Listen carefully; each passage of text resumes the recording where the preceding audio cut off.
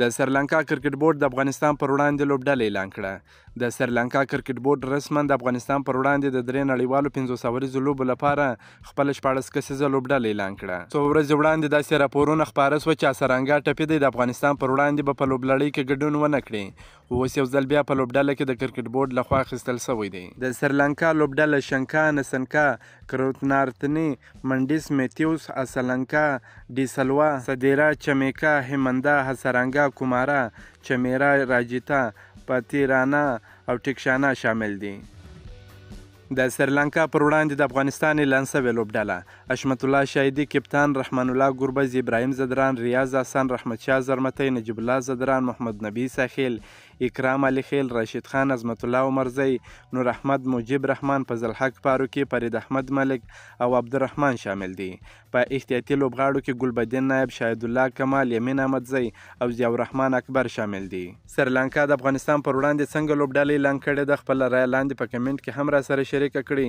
ډیری هغه لوبغاړو ته چانس ورکول شوی دی چې په تیر سیریز کې هم د افغانستان پر وړاندې ښه وځلیدل، ښه ولوبېدل. یو ځل بیا په لوبډله کې چانس ورکول شوی دی، خو نوو لوبغاړو ته هم چانس ورکول شوی دی چې په تیر سیریز کې د افغانستان پر وړاندې نه دي لوبېدلي.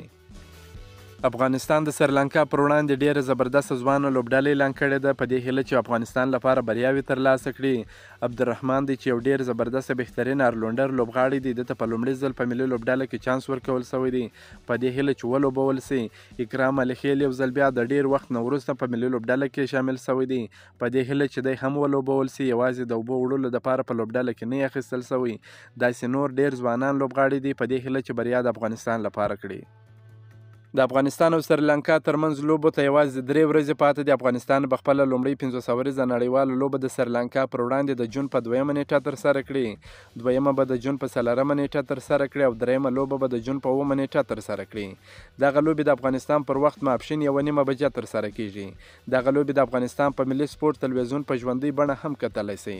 که مو دا ویډیو خوښه شوې درسره لایک کړئ، د خپلو ملګرو سره هم شیر کړئ. د نورو تازه معلوماتو لپاره هم زموږ سره اوسئ. تر بلې ویډیو پر د الله په امان.